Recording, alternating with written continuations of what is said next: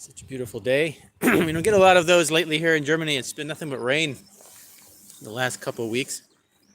Yesterday and today have been a couple of the first nice days that we've had. And I've been using that opportunity to work at the camp a little bit. And came up here with little Pooh Bear for a while. Let's take a walk. Early morning walk on a Sunday. Actually, it's a Monday here. It's the 1st of May. That's a big holiday here in Germany. A lot of people out on the road doing Volksmarch and stuff, walking around in groups of people, drinking beer, having a good time. Sort of like the German Labor Day, but it's more relating back to its pagan roots, its heathen roots. It's May 1st actually kind of symbolizes the beginning of spring, like Tanz in den Mai. It's referred to as, we also had Witches' Night last night, which is where the kids go out, or anybody really. It's more like a kids event, and they go wrap toilet paper on people's cars and do little mischief cheats on people's houses, and nothing major, as a kind of a spiritual welcoming of. It has to date back to the pagan time, has roots back in our heathen history, and it's when we used to celebrate the springtime and dance around with fire and have a big party. And the Christian church, of course, saw evil in that, and so they called it Witches' Night, when all the satanic witches come out and celebrate satanic masses. It's actually, that's where that came from, and that's how that became Witches' Night. It has May 1st is a celebration that has its roots way back in our heathen and pagan ancestors, when they used to celebrate the beginning and the coming of spring. And they used to have big parties, and it's have certain ceremonies involved fire. So. Of course, you have to have a fire at a party, right? That's kind of where that developed. And then over the time, and the meaning has changed for different political reasons here and there, but in all, it's a good holiday to observe. It's actually right around springtime, and it's absolutely awesome. I got over here. I'm going to take you with me to the bee colonies that I have sitting up here. I'm going to give you a glimpse of that as well. And I have 2 bee colonies sitting up here on the Raps field. Morgen, Sven. And all right, Mr. Sorepaws, that's very. I hope it was like an old garden shack that you were planning to get rid of anyway, because that's. I hope it wasn't someone's building. Yes. So I'm up here at my bee colonies that I'm hoping to make some mead from this year. The beginning of the year wasn't looking too good with bee colonies. It was, so it I didn't have too many come out of the winter too well. I had 2 or 3 colonies left, but right now my my bee colony population has tripled, and so I have quite a few bee colonies now. We spent most of the afternoon yesterday taking care of all the bees, making sure they're all set, and it's amazing to see that it's early May now, end of April, early May, that they are already in swarm season, and extremely. That's not usual for this time of the year. It usually starts around next month. So that means I have to really keep an eye that I keep the bee colonies occupied, and I keep them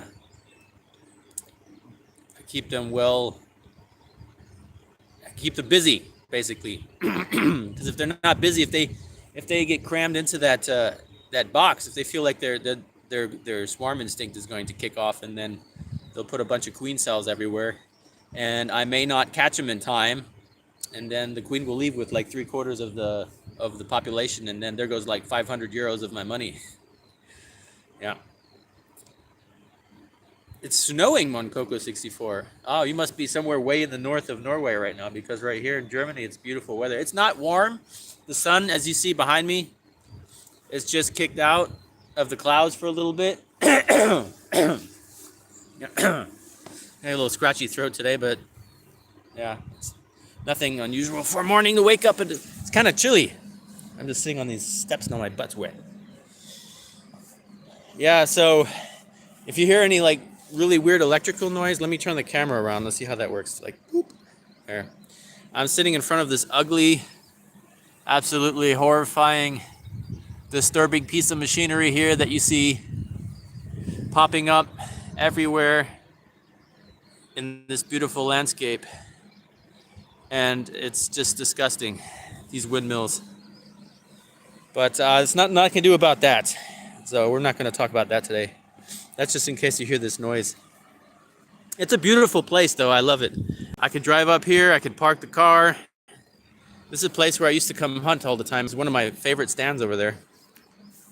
And the owner of the land here allowed me to put some bee colonies up against this raps field here, which was really exciting. This is the first time I've actually been able to actually have bee colonies at some kind of agricultural location. This is really exciting to see. Now let's see what the bees are up to.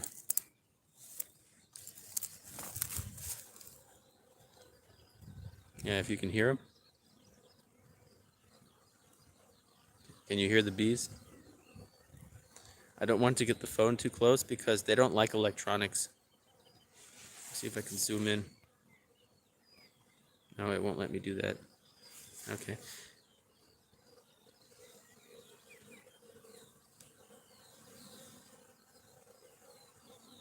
Yeah, it's pretty cool, isn't it? Let me get out of the way so they don't accidentally mistake me for a flower. Yeah, this is a really cool location. As you see way in the back there, there's the raps field is still slightly green, which means that this field will actually bloom still for quite some time, which will give my bees actually a very good time window to collect some of the honey. Let's take a peek up in the top here. All these giant ants. Look at these giant ants. I'm going to take a peek to see how far they are with their construction. We can just take a quick glimpse.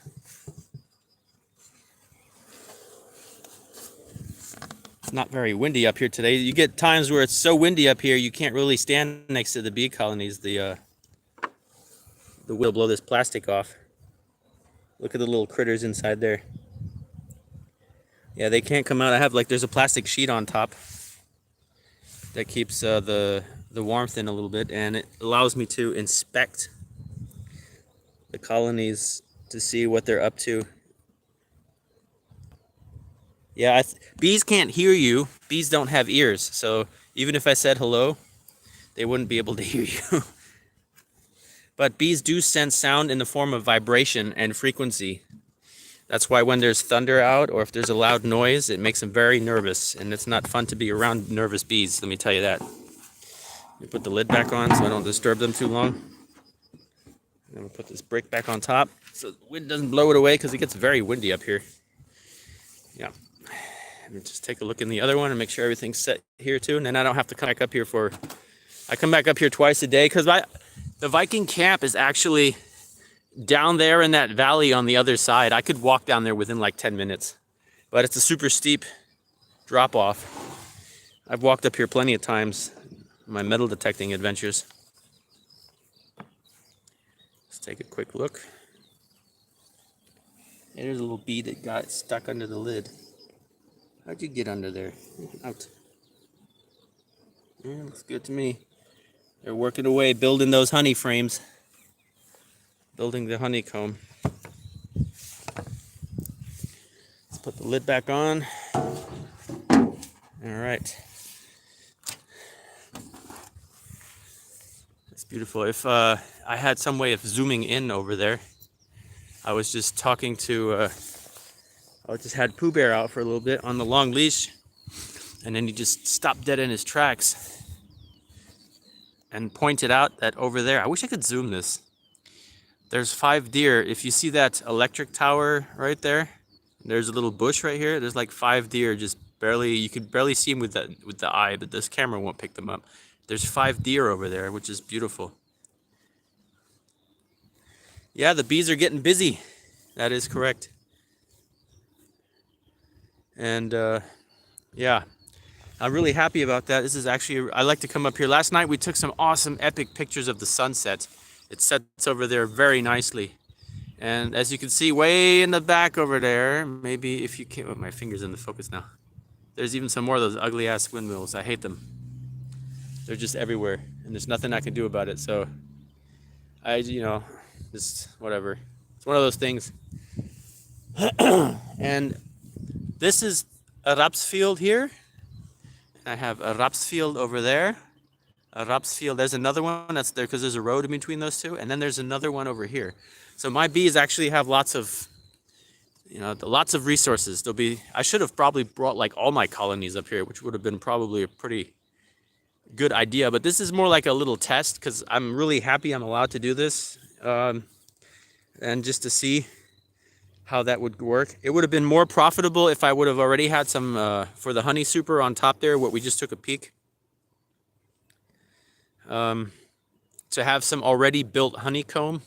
But I just started out a complete new bee season. I cleaned out all of my old frames and expanded my colonies very quickly. So I needed to use most of my frames to build new colonies. So the queen can start laying eggs fairly quickly and grow the bees so that they can then in return with large bee colonies build new honeycomb. And that's what I'm working on this year as well, building some new foundation for my colonies so that they have something to actually install the honey into, which is very important that they have that. And it's a lot of work, guys. You won't believe, for a little bit of honey. Let me switch the camera back around. You won't believe for a little bit of honey what kind of work you have to go through. And I don't sell my honey, like I don't market it because people, I'm happy if I have any by the end of the year for myself that I didn't have to feed back to the bees because I'm not a commercial beekeeper. I do this purely out of interest out of interest. And let me see how this works out if I sit up on the windmill here. There we go. I do this purely out of interest, out of my own hobby and life experience interests. And I want to get really good at it. And then eventually to a point where I'm really good at it, I can actually produce more honey than I need. And I know what to do with it. Because I have to feed the bees in the autumn and in the fall. You end up feeding the bees, and that's expensive. So that's why I keep most of my honey to get my bees through the winter. And I hope to build enough colonies this year. I hope to build to get really commercialized with reproducing my bees. I want to have like 30 colonies, and then I want to make queens, and I want to sell the colonies as well, because I can get around $300 for a nice bee colony, which is, again, it's not a lot of money really. If you were to take a look at my supplies that I have, it's like a small fortune just to get really started. You need like 2,000 euros easy startup, and you're still not set. That would be just like a bee colony costs around $200, and then you need to get the boxes.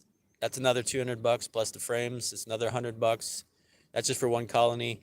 And I have like 10 colonies now, so you got to add that up. And then you need ×2 everything, because when one colony is occupied, you want to make a bee split, or you want to change the honey super out, you need to put an empty one on top. So everything you have, you need to use ×2. So that's a small fortune there invested into that. So really, maybe this year I'll start to build up some proper, because I just now early last year, actually was towards the end of the summer, I got myself that container you guys saw at the Viking camp. It's kind of an eyesore, I know, a little bit, it doesn't fit the scenery, but it's extremely practical, and it saves me a lot of time and effort of driving home 25 times to get stuff out of the basement and then returning to the camp and thinking, oh, I forgot this and I forgot that, or I got the wrong one, or I didn't bring enough. Everything is on site, which is really cool. I keep everything in Tupperwares. That I just had a little mishaps with the mouse attacking my beeswax supply. Yeah, so that's I fixed that. I took care of that. I cleaned everything out.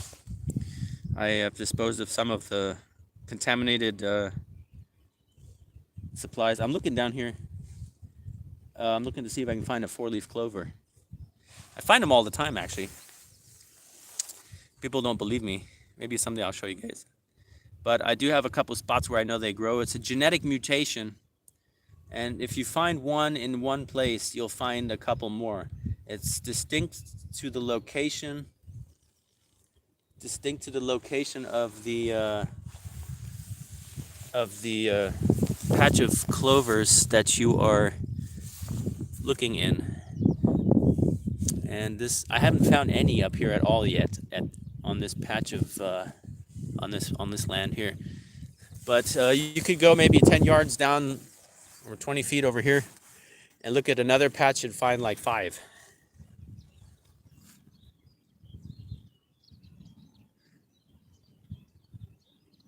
Yes, Mr. Sorpas, the wax, definitely. I use it in the blacksmith shop a lot for bluing the metal. It's really good for that. Having freshly forged pieces that are finished, I heat them up slightly to a temperature before they get too hot, and then I burnish them in wax, and they turn black or dark blue, which is really nice, and it gives them a really cool protective coat. And then you can polish it up with a rag, and it gives it a real nice shiny surface, and it looks really cool. I use some of the scrap beeswax I use in my Oseberg lanterns, because some of the residue that's in there, it burns really well. When I do have some of the beeswax that doesn't render down to a perfect clean beeswax sometimes. I usually keep that to make fire starters. Works extremely well for that. Wrap some wooden filings with the beeswax, and I'll have an excellent fire starter.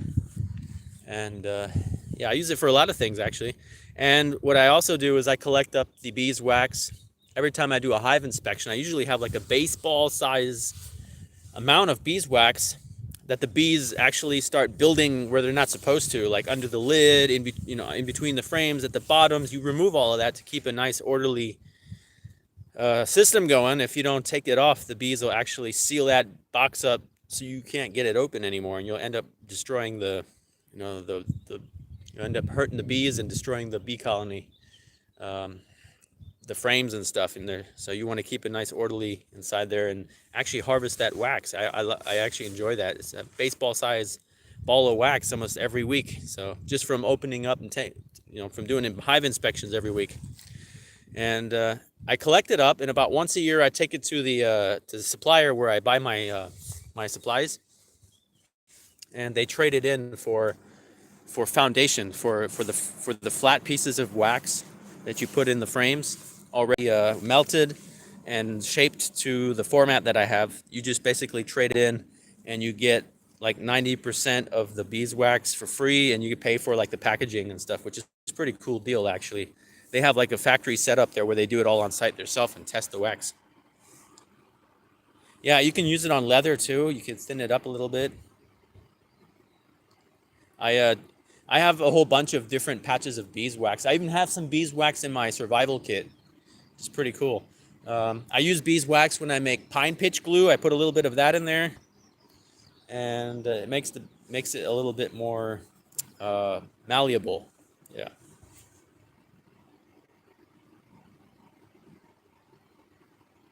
Yes, so Tunar, bees. Did you know that most people, when they refer to bees, they think of honeybees? There are over 550 species here, just in Europe alone. In Central Europe, where I live here in Germany, there's about 550 plus species of honeybee, of bees in general, and only about 50 of those bees are really popular to people who actually go out in their garden and look at the bees that show up in your garden, because a lot of them, they have a very short lifespan and a very short time frame where they're active during the year. And if you put up one of those insect hotels, you only really assist about 50 of those species, and about 12 of those 50 already covered are the honeybees. There's about 12 different races of honeybees here in Europe at the moment, plus or minus a couple. It differs from region There's, there's different Italian types of honeybee species. We have the Asian honeybee species. We have hopefully not too much of the African honeybees because they're very aggressive and they're mixing in with our local um, domestic honeybees, which make them very hard to handle. And it's becoming a little bit of a problem in some places. Luckily, I don't think I've seen any of that action here yet. So, yeah. And yeah, so if you want to do something good about bees, for bees in general, a good idea would be to, no pun intended, is to read up a little bit on what's called a sandarium. It's with sand. You put like a hill, and you put sand, and you put little straws sideways, slightly. There's a different ways to do it, but that'll help out an enormous amount of the 500 different species of bees that are actually besides the honeybee. See, people think of bees, they think of honeybees already. So there's a lot we can do for those critters that we that are actually really neglected through what you see here behind me. That yellow field over there is actually, for me right now, it's pretty cool because I can put my bees up there and harvest honey. But in actuality, it's a monoculture, which is really bad for the environment because it's only one type of plant forcefully placed there by man to harvest for whatever particular reason. And it's not good for nature too much at all. And yeah, so that's one of the reasons why we need to do something for the bee population. Now, the pollen is one of the bees' most important resources. The bees actually need that pollen. They need it as like a medication. They use it to feed their larvae, and different pollen have different effects. So they go and collect pollen from certain plants because they know they need that certain attribute from that plant, that certain characteristic from that type of pollen. And it's fascinating that the bees know that. They know exactly what to go pick and where it is, and then they put that pollen in their frame, and it's really awesome. And that's what I love. I love to watch the bees out and foraging. It's really interesting. And let's look at, like, the deer are coming this way now. It's pretty cool to see that they're not scared. Yeah, it's a beautiful morning. It's warming up a little bit now. It's actually, I had to walk out of the sun now because it's blinding me.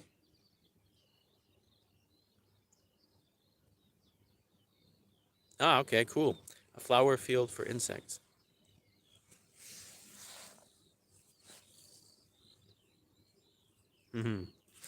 Well, yeah, I think what we're talking about laws to protect bees. That's the other day we were just driving by and seeing all these modern, we call them Betonbunker in German, like concrete bunkers that these people are building. There's not really bunkers. They're just big square blocks of these ugly modern interpretations of houses. There's just big concrete squares showing up in the middle of nowhere with big glass windows, and then they pave the entire front of the house and the back of the house, so they never have to mow the lawn.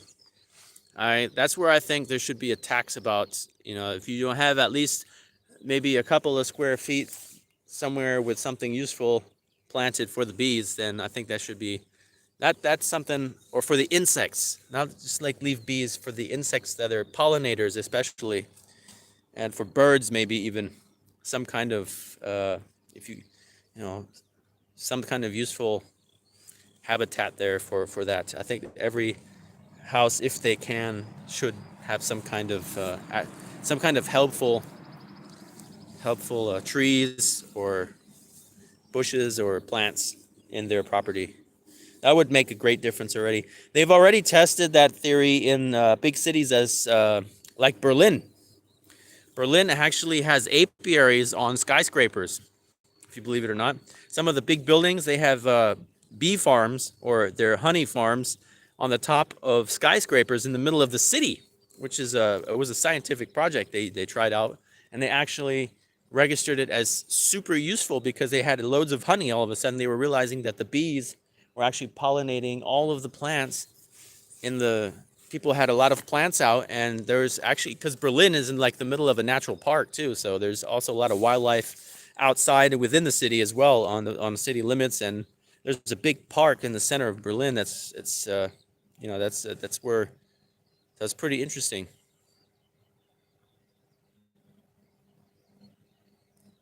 Yeah, if you have something that's interesting for the bees, they will fly around up to 6 kilometers to go get it if it's worth their time. They'll fly back in their colony and then they'll do a dance. It's actually really cool. They dance out the coordinates to the other bees, and then they read that, and then they send some more bees to go check it out with that one bee that just found something somewhere.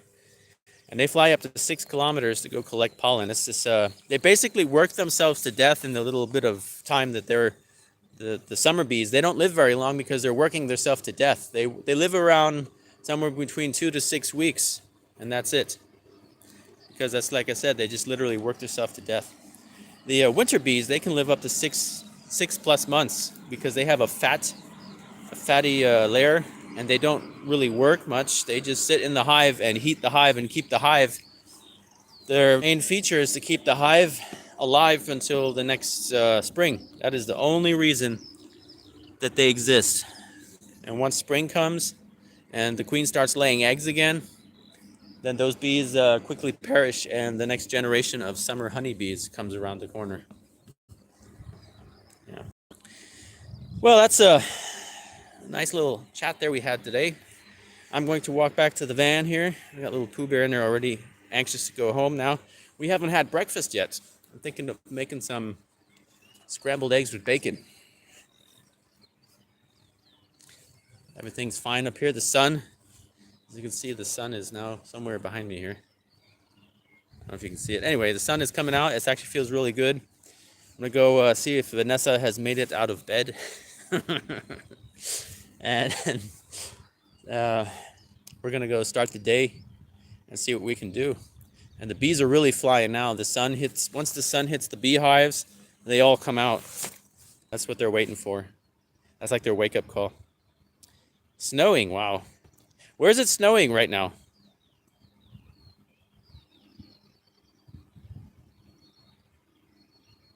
Yeah.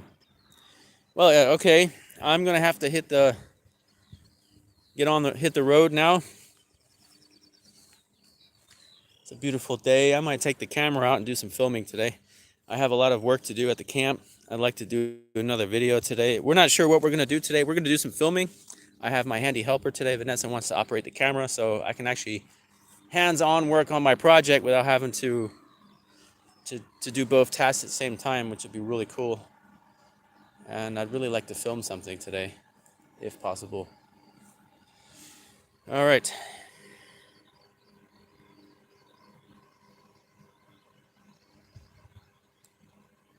In Norway, wow. Okay. All right, well, I'm gonna get going here. I'm gonna jump in the van and head back home and get some breakfast, and then I'm gonna be on my way. I'd like to thank everybody for tuning in today, wherever you may be in the world. And like always, stay safe and see you soon.